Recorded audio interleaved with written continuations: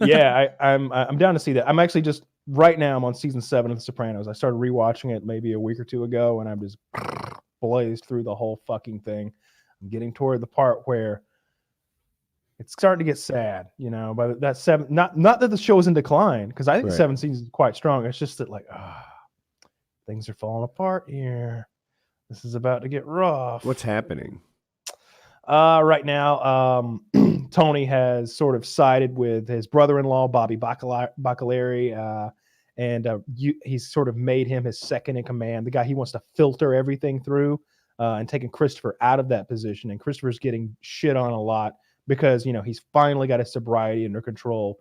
But the way he's accomplished that is really removing himself from the group dynamic. So he's not hanging out at the Bada Bing strip club. He's not hanging out at the Satrielli's pork store with that big case of beer in there, and it's really like rubbing everybody against him in a way, because he's kind of not part of the crew anymore, not part of the social dynamic anymore.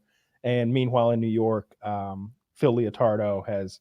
It was just the anniversary of his brother who was killed by Tony's cousin, Tony, Uncle Al, and he's sitting there like saying to himself, he's like, we've been pushed around since the moment we came to Ellis Island, and they took our name Leonardo away and called us Leotardo. As soon as we got here, they took our name. No more will we be pushed around. He's just like plotting to like be shitty to Tony and eventually kill Tony if he can. I don't know. It's getting to the part where it's like, that we've Tony's peaked. We're kind of heading down. He's got like maybe 1 or 2 more fun episodes in him, and then it's kind of danger close mode. Yeah, but Danger Close mode's the intensity's high, and I like it. It is. It's good. And characters start just getting fucking murdered left and right. Episode where he runs from the FBI, maybe through the snow for a long. Yeah, I like that one. Yeah, season 5, probably the finale of season 5, I think. It's weird to me though. It's like if he can just get back home, he's safe now. They didn't know he was there. They didn't see him. And he wasn't doing anything. He hadn't committed a crime, and he wasn't part of the warrant. He was just at Johnny Sack's house.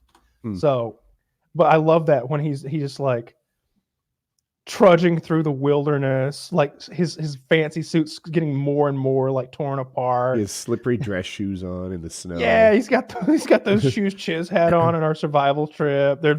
He's slipping on the rocks. They're all soaked in water. He literally walks all the way home through the wilderness.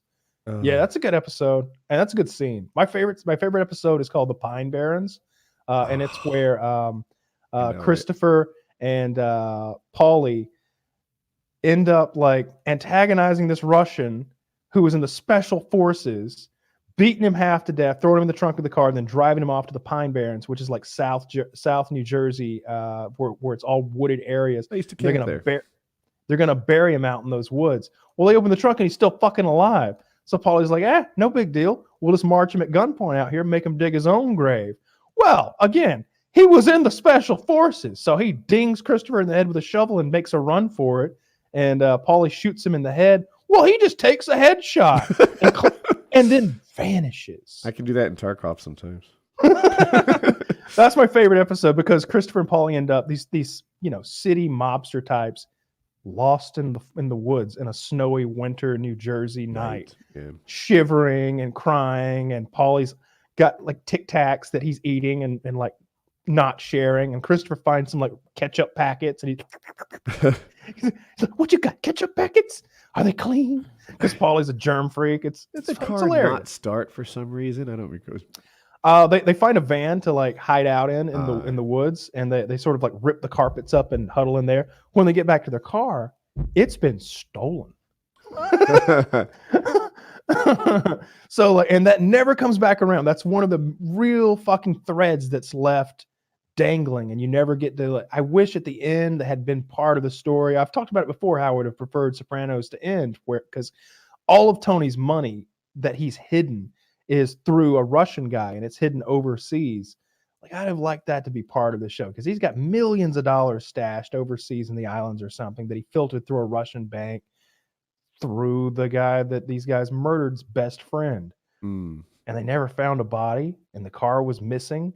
So it's sort of suggested that maybe this guy looped around, got in the car, and disappeared. You don't know what happened. Yeah. I do wish I hate it when shows have unaccounted for threads like that, but in this one, maybe it's kind of interesting. Yeah, it is interesting, and that is my favorite episode, despite the loose thread. There's So one whatever. scene in there where Chris shoots the gun so poorly that it ruined the whole 8 years for me, or what I think it's 8 years.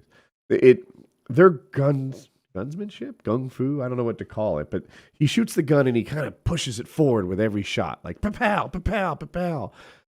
This actor has never shot a real gun. Now I understand that mafia guys are not supposed to be special forces guys, but I do expect them to fire a gun before.